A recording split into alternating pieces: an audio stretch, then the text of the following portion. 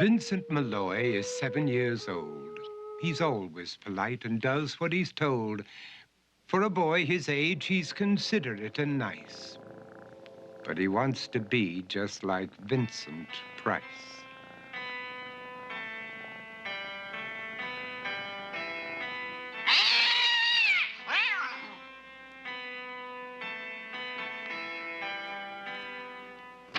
He doesn't mind living with his sister, dog, and cats, though he'd rather share a home with spiders and bats.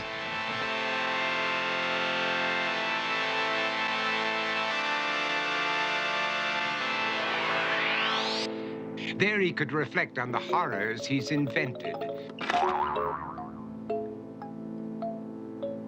and wander dark hallways alone and tormented.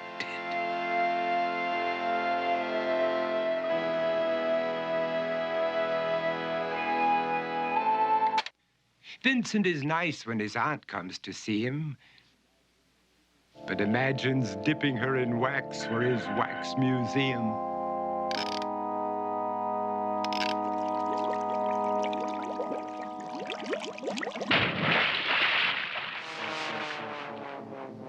He likes to experiment on his dog, Abercrombie, in the hopes of creating a horrible zombie.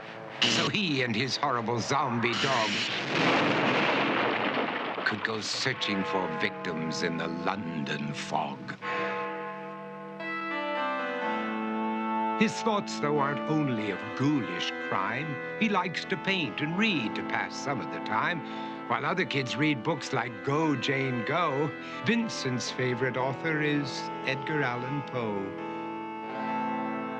One night, while reading a gruesome tale, he read a passage that made him turn pale. Such horrible news he could not survive, for his beautiful wife had been buried alive.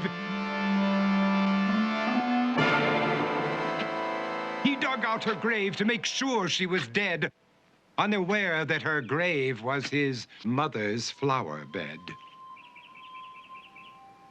His mother sent Vincent off to his room. He knew he'd been banished to the Tower of Doom, where he was sentenced to spend the rest of his life alone with the portrait of his beautiful wife. While alone and insane, encased in his tomb, Vincent's mother burst suddenly into the room.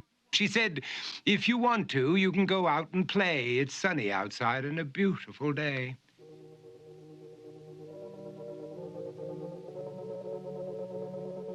Vincent tried to talk, but he just couldn't speak. The years of isolation had made him quite weak.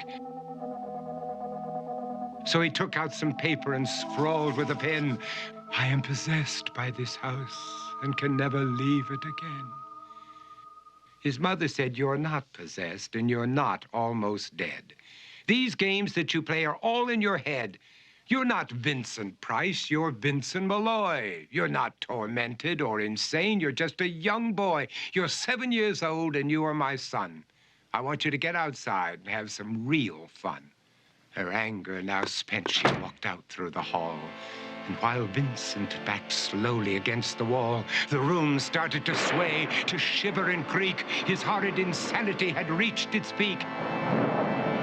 He saw Abercrombie, his zombie slave, and heard his wife call from beyond the grave. She spoke from her coffin and made ghoulish demands, while through cracking walls reached skeleton hands.